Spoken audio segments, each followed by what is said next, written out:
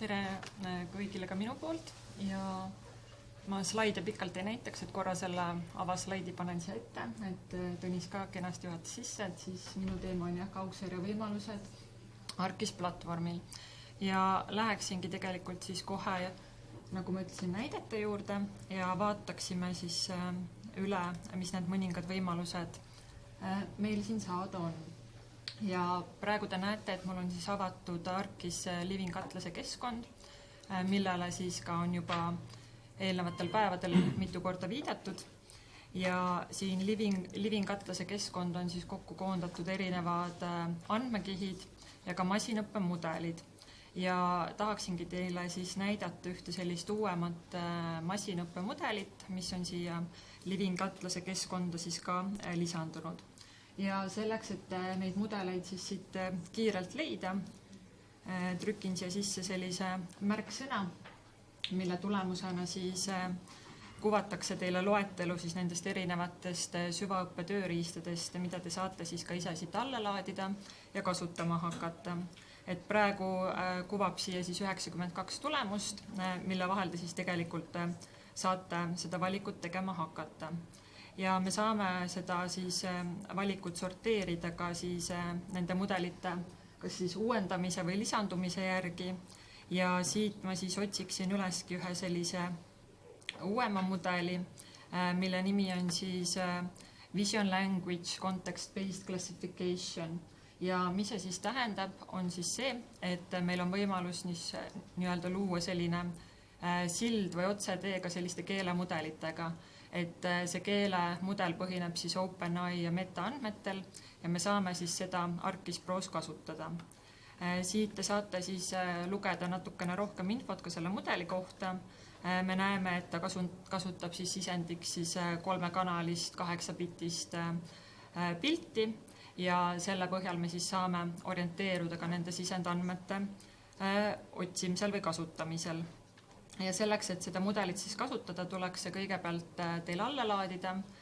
Seda ma olen teinud ja proovisin siis seda ka testida siis siin ARKis Pro keskkonnas, et kuidas ta siis seda tulemust meile annab või kui hästi ta töötab. Et nagu me teame, need mudelid ei ole alati ideaalsed ja keelemudelite puhul on ka siis see, et kuna ta põhineb selle OpenAI või Meta andmetel, siis seda me nii-öelda ise ümber häälestada ei saa. Et me saame seda siis kasutada vastavalt nende siis nii-öelda sisendile.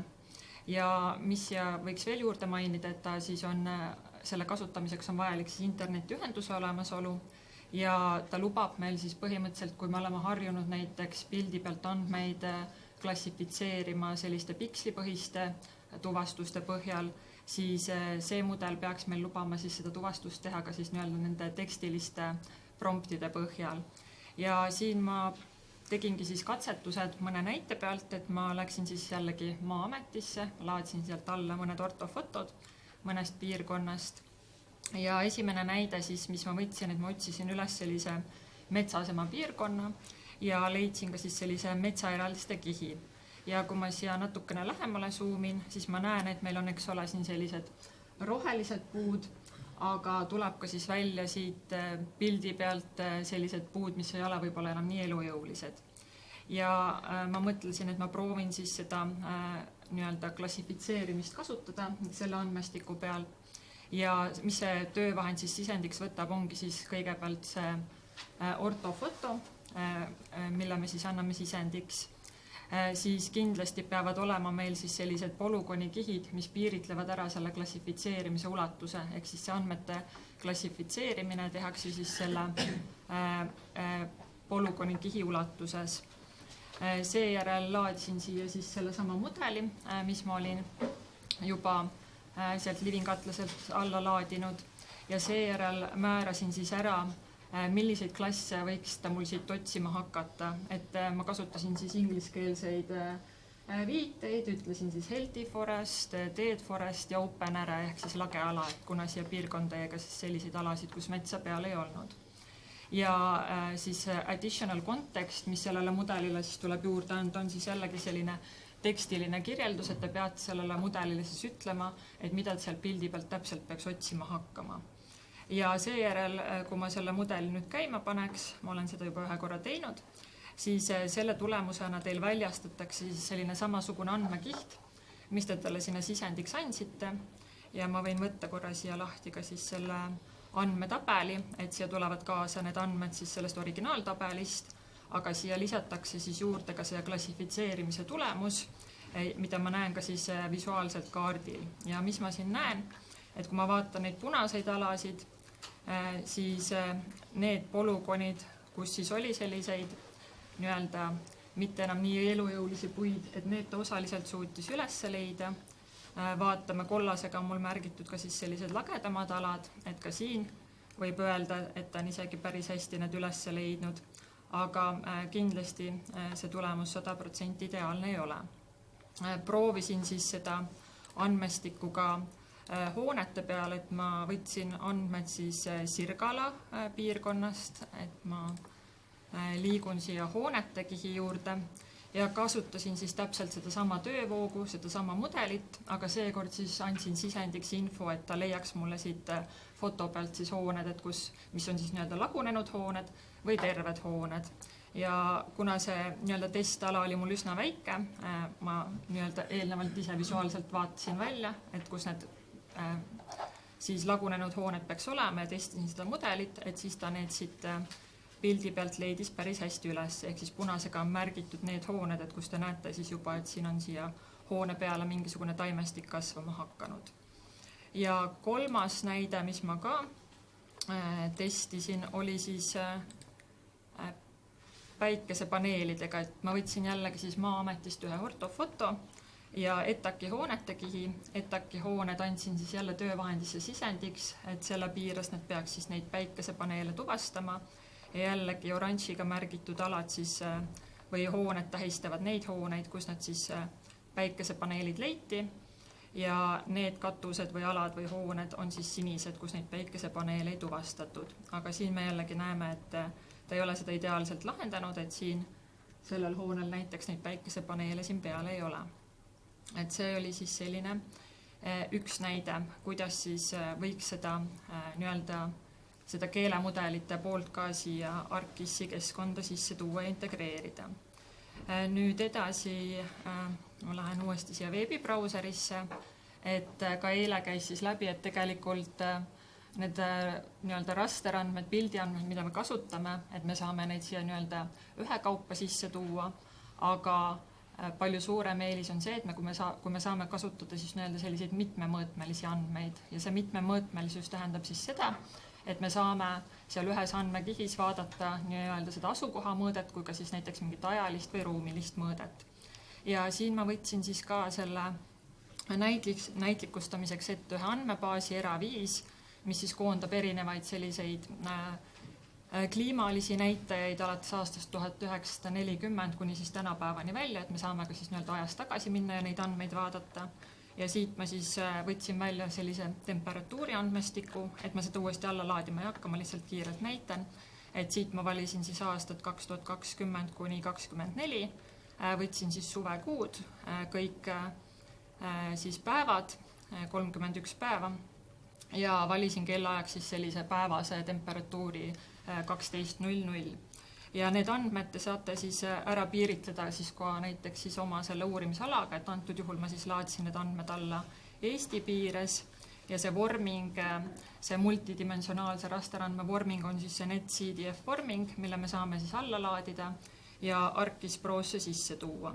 Et seda ma siis olen juba ka teinud, need andmed alla laadinud ja nüüd siis jällegi näiteks seda, et kuidas need andmed siin ArcGIS Pro poole peal sisse tuua, et kuidas siis siin nende andmete pealt võib-olla mingeid töövahendeid kasutada. Selleks leian siis üles Add Data nupu ja siin on selline valik nagu Multidimensional Data ja leian siis üles kiirelt selle oma andmestiku, mille ma siis eelnevalt alla laadisin ja kuna siin on siis ära määratletud ainult see temperatuuri andmestik, siis toon selle siia sisse. Selle tulemusena te näete, et see andmestik siia kenasti ka tuli. Nüüd me saame natukene mängida ka selle sümboloogiaga, et ma muudan seda natukene selliselt, et see Eesti meil siit ka taustalt läbi paistaks. Ja nüüd te näete, et selle andmestiku lisandumisega siis tegelikult tekkis meile siia selline multidimensional nii-öelda analüüsisakk juurde, mida enne ei olnud tavaliste rasterandmete puhul. Ja mis see siis meil võimaldab teha, et tegelikult siin me näeme nüüd kõike seda nii-öelda ajalugu nendest andmetest, mis ma siis alla laadisin alates aastast 2020 kuni siis 2024 välja ja võtsin siis esialgu ainult siis kella 12 väärtusega nii-öelda siis need fotod. Mis me saame siin teha? Me saame, eks ole, neid fotosid siit ühekaupa andmetest välja pärida ja visualiseerida, aga me saame ka siis kasutada nende peal mingisuguseid töövahendeid, mis on siis juba selle multidimensionaalse rasteriga automaatselt kaasa tulevad.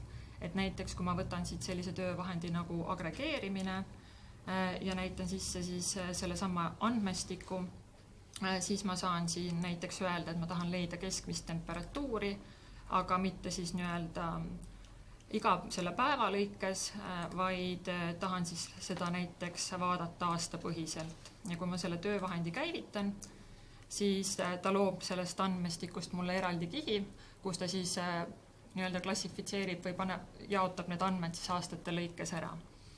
Ta siin nüüd natukene ilmselt mõtleb, loodame, et mitte väga kaua ja selle tulemusena siis meil peaks tekkima siia siis selline samasugune andmekiht, aga mis siis juba näitab meile neid keskmiseid temperatuuri väärtuseid vastavalt siis nendele aastatele, kuidas ma olen need siis jaotunud ja siis just suvekuudel.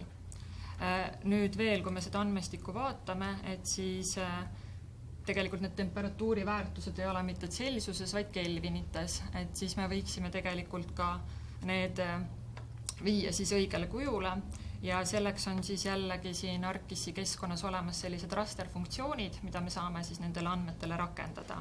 Et need tulevad välja siit nii-öelda sellest analüüsi riba pealt, aga saame ka siis otse siit sellest andmestiku pealt käivitada sellise rasterfunktsioonide ahela, kus siis ma tahaksin teha siis sellise sammu läbi, et ma konverteerin need Kelvini väärtused ümber siis Celsiuseks ja unit conversion on jällegi siis üks rasterfunktsioon, mille ma saan siis siia töövoosse sisse tuua ja seejärel siis määrangi, et ma tahan nendest Kelvinitest teha siis Celsiused ja ütlen okei ja valideerin, kas see mudel on korrektne või see töövoog ja käivitan selle ning sellisel juhul te näete, eks ole, et need väärtused siin mul juba siis muutusid, et need andmed ei ole siis mitte enam kelvinites, vaid Celsiustes. Ja mis siin võib olla veel selline üks huvitavam töövahend on ka siis profiili loomise töövahend, et kui ma võtan siit selle temporal profile töövahendi, siis tegelikult ma saan ka siis nende andmete pealt vaadata sellist graafilist visualiseeringut, et kui ma näiteks märgin ära siin rasterkihil ühe punkti, siis ta saab aru, et siin taustal on tegelikult mul 4 aasta andmed ja ta koostabki siis sellise ülevaate nendest temperatuuri keskmistest muutustest, mis siis vastavatel aegadel on olnud. See siis selline kiire näide sellest temperatuuri andmestikust, aga lihtsalt mainin siia juurde ka, et tegelikult seda on võimalik teha ka siis näiteks Sentinel-2 andmetega, et teil on mingist ajahetkest andmed, teil on seal ajaline määratlus küljes, et te saate siis samamoodi kasutades neid erinevaid töövahendeid, mis siia tööriista kasti on koondatud, luua siis seda rasterandmestikku ka siis mitte siis nii-öelda kliimaandmetest. Siis lähen uuesti tagasi siia veebibrauserisse, et korra tahaks lihtsalt ka seda mainida, et on olemas selline Copernicuse andmeladu või andmebaas, mille kaudu on siis võimalus luua selline otseühendus ArcGIS Pro keskkonnaga, et siin on selline üks blogipostitus ka, et ma pärast selle lisan oma slaididele ka. Selle idee on siis selles, et nende andmeid saab pilvepõhiselt sealt sirvida, alla laadida ja luua nendest andmetest ka siis näiteks sellise mosaiik andmestiku, kuhu pannagi need huvipakkuvad pildid kokku ja need alla laadida. Ja see andmete laadimine on hetkel tasuta, et seal on mingisugune mahupiirang, äkki 12 tera oli, aga põhimõtteliselt selle tulemust võin korra kiirelt siin lihtsalt näidata, et siia on siis Eesti kohta näiteks koondatud Sentinel-2 andmed siis vastavalt sellel andmelaos siis tehtud valikule.